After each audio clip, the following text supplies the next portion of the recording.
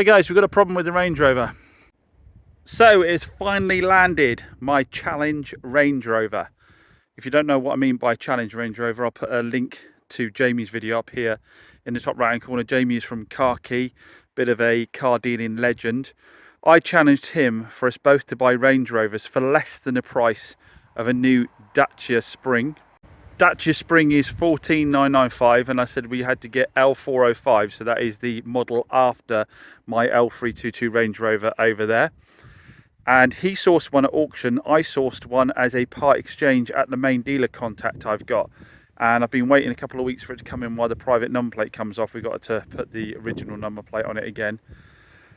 So let's have a look around and see what I've got hold of. So this is a 2013, I believe, 2013, 2014, can't remember offhand. And it is a Vogue, so it's not the top spec model. I think he might have a higher spec Rangey. I'll have to double check, or you'll have to have a look at his video. It's looking a bit dirty because obviously I've driven it around a bit. And this is the 3 litre TD. So this is the 3 litre twin turbo. I forget which horsepower it puts out. I'll put it out on screen. I had the 3.6 twin turbo V8 in my one, so this is the V6 3 litre. The paintwork on this car is really nice actually, bodywork wise. It is pretty difficult to tell obviously because it's dirty now. Pretty devoid of dings and dents. My alloys are in nice condition. Obviously they're not the biggest alloys, so there's a lot of tyre around the side of them to avoid them getting curbed up. The alloy's in good nick there, there's nothing to note there. Loads of tread on the tyre. This front wing's good, this door's good, no chips, dings. Could do with a little bit of machine polish on the mirror cap maybe. Rear wheel again, no paint to do on the rear wheel. It's not been curved, loads of tread on the tyre. There is no paint down this entire side of the car. It's in really, really nice condition. As I come around the back, we've got a tow bar, which most of them have got. I don't know if that's one of those electrically deployable ones. I don't think so. I think that's a manual one. All across the back panel here is nice. All the paint works good. As it is, got my fuel cap open, as it is along this side as well. All the paint works. And now I'd say I think possibly it's been painted. The orange peel seems a little strong in a couple of areas, so I think perhaps it's had some paint, but it looks like a decent job. It looks all straight all the way along here. These alloys again, no curbing on them at all, plenty of tread on the tyre. So there is actually no paint to do on the car, which is a big plus. The paint is in really nice condition. Now these are suffering a little bit of age related marks. Nice bit of trim up here. That could easily be replaced or painted if I wanted to. The badging on the front has lost some of its lettering, which is quite common with the Range Rovers. That's easily sorted again.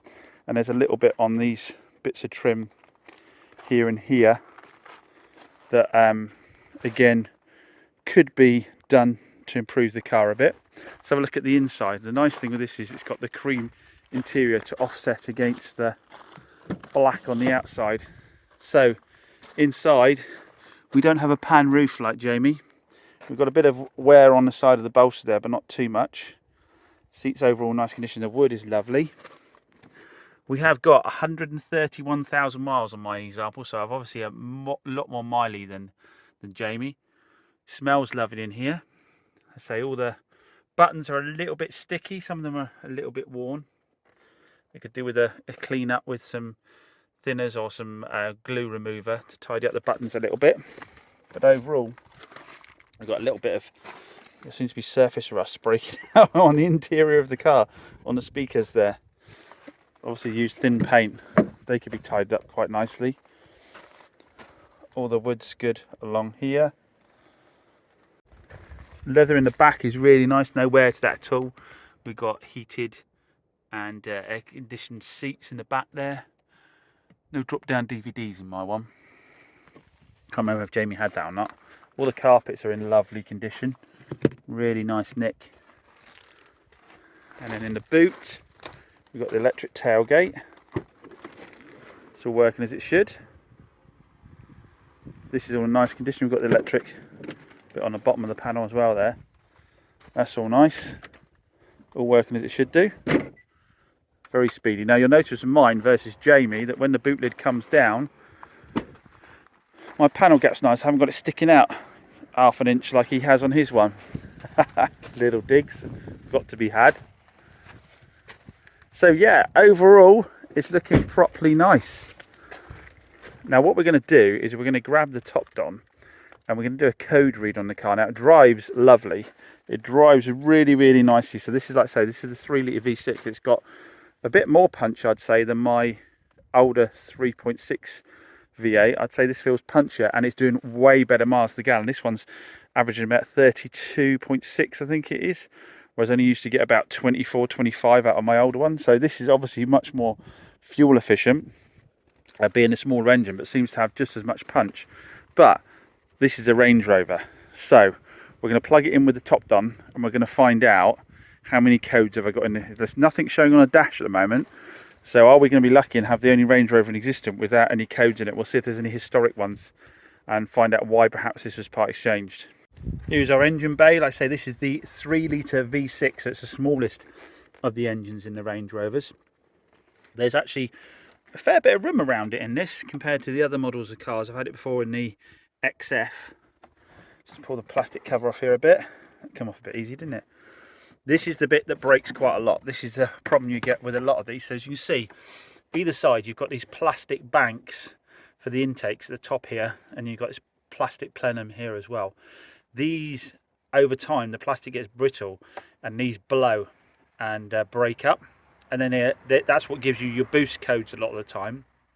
You'll get a boost code where there is pressure being lost in the intake manifold from the plastic housing breaking. Now you can get metal aftermarket ones. The issue with it is, in order to take these covers off, you've got to pull the injectors. When you pull the injectors, you normally have problems with those, so you end up doing injectors and you end up doing the housings.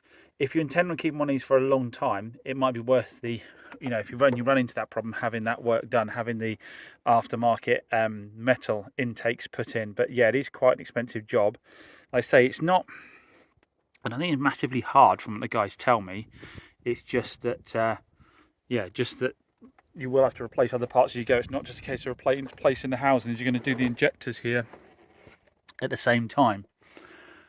But yeah, like I say, for everything else, this is probably the most amount of room around this engine. It is a beautiful engine. I absolutely love these. These are twin turbo. You have one main turbo and a small one, I believe, that kicks in if you put your foot down particularly hard. I think they rock about 300, I'm probably put it on screen already, but 300 brake horsepower. But I think they can have up to, I know in my XF I had 600 Newton meters of torque. So pretty brutal amount of torque on them as well. Really does pull them away well. This all looks dry in here. I'm not seeing any leaks from anything. Belt's looking good order. Yeah, everything looks very clean and tidy. I'm not seeing things like power steering leaks. I'm not seeing any coolant leaks.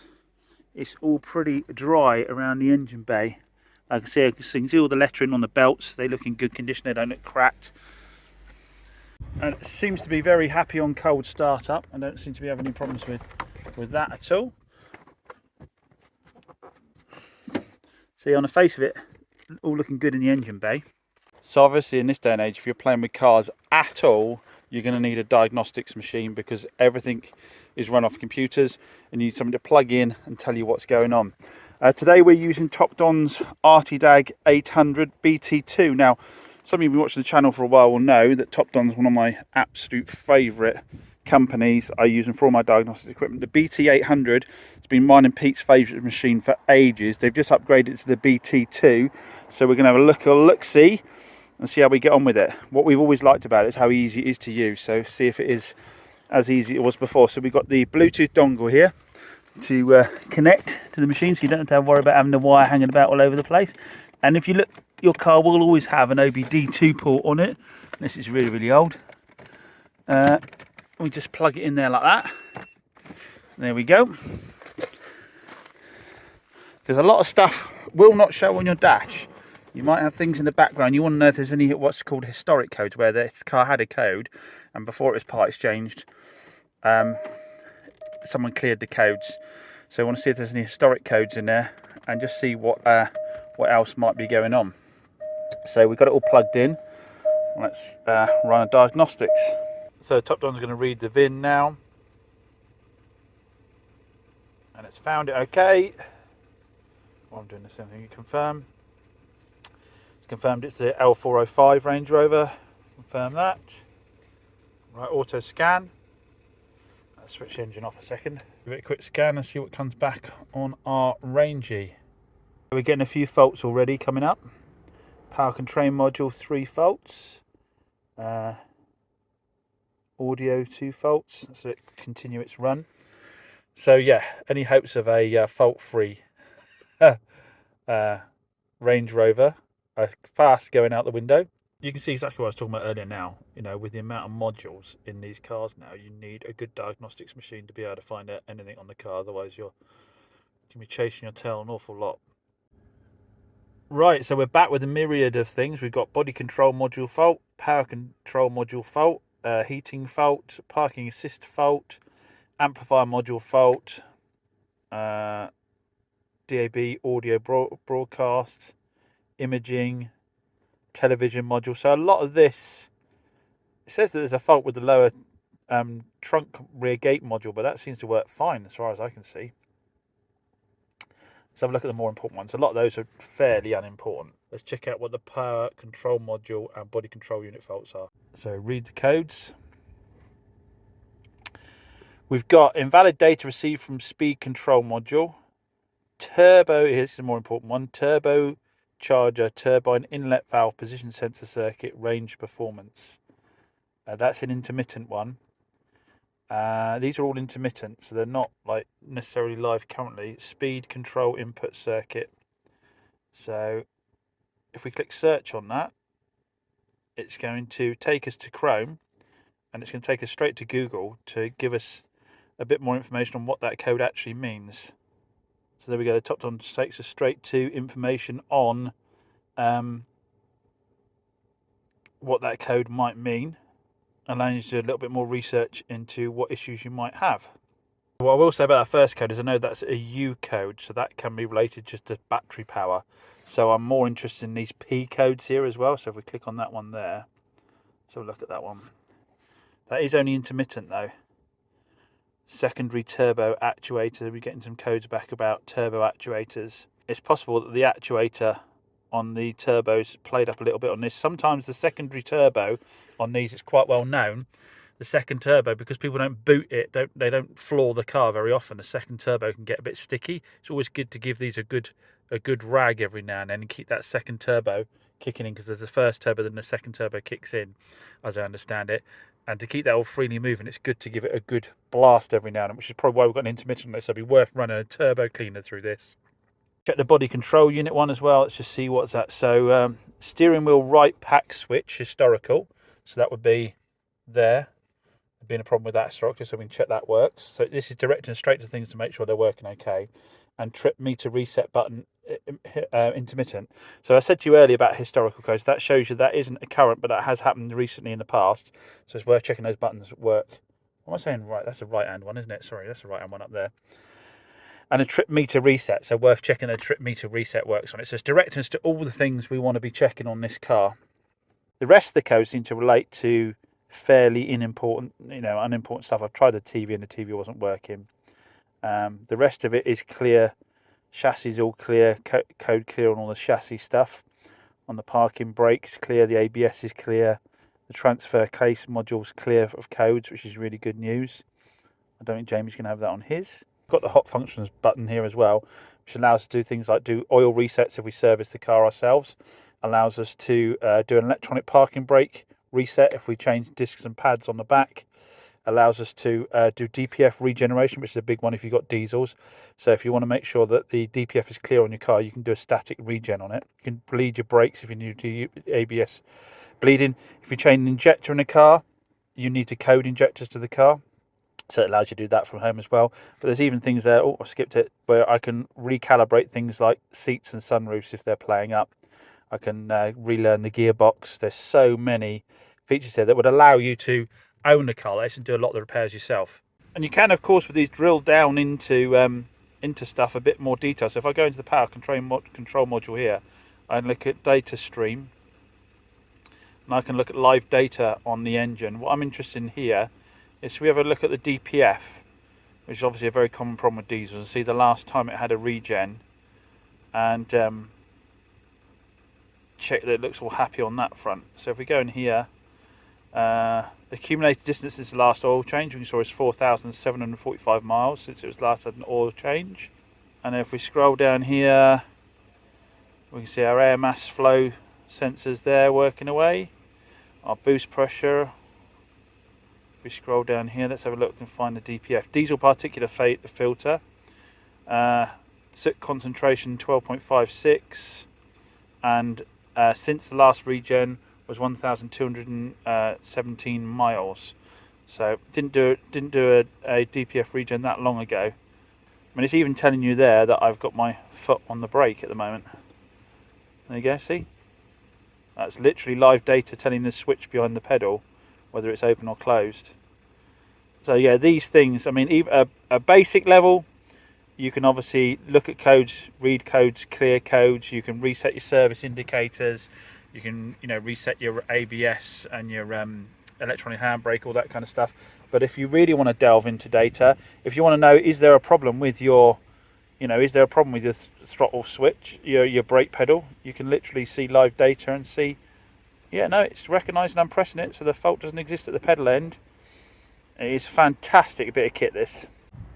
So on the face of it, guys, based on the code read and the drive, I think we've scored a really nice Range Rover. None of the codes in there really concern me at all. In fact, I think it was pretty darn clear of codes really for a vehicle this age. The top done, I've got a special offer for you as always. The offer does end on the 31st, so hurry. You can get this for just over £130. Now, talking about prices, obviously the all-important question for you guys out there, many of you will be asking, is how much did I pay for this 130,000 mile 2014 Range Rover? I paid £7,000 for it. £7,000. I think that is a screaming bargain. 7 grand for a 2014 Range Rover that is this clean and tidy, I think is an absolute screaming bargain. As I said, it drives beautifully. I have no concerns at all. There are no noises from transmission, no noises from suspension, from brakes. As you saw there with the code read, there's nothing in there that really worries me at all. So I think I scored a bit of a bargain. Let me know down below what you think. You'll have to watch Jamie's video, of course. I'll put a link to that again, just a reminder. If you want to compare it to what Jamie got for his money, he has already overspent by £50 though. He has already overspent by £50. I could theoretically spend the same again on this, prepping it if I wanted to, and still be under what Jamie spent. So, yeah, let me know down in the comments how you think I got on with this buy. So I'm here with Theo, Mr. Low Mileage himself. We'll put a link, if you don't know of Theo, we'll put a link to his channel down below. Theo is in Ross-on-Wye, the tiny little village we always argue the toss on this, of Ross-on-Wye. I'm a little Ross-on-Wye. Yeah, if you don't know Theo, you must know him from watching my videos. If you watch my videos over time, he specialises in ultra clean, low mileage cars. Your sort of family SUVs and your hatchbacks. All these cars have got like full service histories, mega low mileage. So when I get a car in that I think it's a bit too nice for me, I know a man who will have it from me. So we've just dropped off. I've just had the most horrendous journey in the world. I just said to him, I don't know why I volunteered to drop it off the motorway. It's a nightmare. We just dropped off the 21 plate 108, which I'm a bit embarrassed we didn't get a chance to clean before we brought it up here for him. He's going to be slagging me off afterwards, I'm sure. Yeah, we just dropped the 108 with 30,000 miles on it. I think I told him I had 10,000 on it. So, and I am going home in this little beauty. So obviously Theo doesn't do stuff of this sort of age and mileage. We've got a 57 plate Suzuki Swift. Everyone knows I love a Suzuki Swift. This was towed behind the motorhome. That isn't for ramming or collecting cows down in Devon or anything like that. And it's got leather. It's the first Swifty, mate, I've had of this age with leather. Look at it. Full leather. Look at that. Yeah. That'll sell it all on its own. We'll get a bit of feed into there. That'll get some colour back in there nicely. It's a 5-door, which I thought it was a 3-door when you first sent it to me for some reason. I think I even told you I could pay you less for it because it was 3-door. So it shows how observant I am. There is a can of, what's that, air freshener in the back, mate. It's just stinking. Oh, cheers, buddy. So I forgot, what was the mileage on this, Theo? It wasn't outrageous, was it? 64,000. 60, keyless, yeah. Start. Keyless, yeah, like my little one. Yeah, one of them's kicking around here somewhere. 64,000. Oh, that's the keys to your one, mate. I nearly ran off with those. That would have been a right pain in the bum today. That would have been the icing on the cake to my day today. I'll explain later on why my day's been particularly difficult to everybody else as well. I've just filled Theo in it. 65,000 miles. There you go. 1.5. 1.5. A little bit more fruity. And I think we've got some, probably got some history in there somewhere. I can't even remember what you told me it had now. War and Peace. It's not in there. You've got it in the file. I've got it in a file. Oh, there we go. Warm. There we go. Look at this. Beautiful. He even gave me a free little folder for it all. Look at that. So we are going to nurse this all the way back to Devon on a motorway that looks like it is basically a car park at the moment right now. And take it from there, and we'll get this one retailed. Banging my... New brakes. He's very happy, but he's shown me the brakes at least 3 times. Yeah. He's very happy about the brakes being all lovely and silver. His boys have been rattle canning like little demons. So yeah, like I say, I'll put a link to Theo's channel down below. He does a weekly update on what's happening in the world of cars with him. But if you do have mega low mileage, clean, super clean cars, I will openly admit that this guy will pay better than any other dealer out there. So if you have got stuff like that, or family members got stuff like that, do get in touch with Theo, because he will give you very strong money for those cars. Well, predictably, the little Swifty got me back absolutely fine, even though it had to sit in nose-to-nose traffic for long periods of time and then deal with me wanting to make up for time later on. They're so underrated for reliability, the Suzukis. They really are. It's a 57 plate, 60,000 miles. We've done over 3 hours worth of driving in it. And yeah, did not miss a beat. Temperature stayed bang on. Everything great. So massive thanks to Theo for letting me have it. It was a good way of us both getting a little bit of something out of a deal. He got his car, I got my car. And but yeah, I think going forward, I will have cars transported, because that was a massive ball's ache. People often say to me, why don't you get your own transport to save yourself some money on transport? That today is exactly why I don't, because I haven't wasted an entire day. I've seen my mate Theo and I've got a car, but it's taken me the entire day out to do that, when I could have paid someone a couple hundred quid to do it and got on and cracked on with something else here that would have made me more money.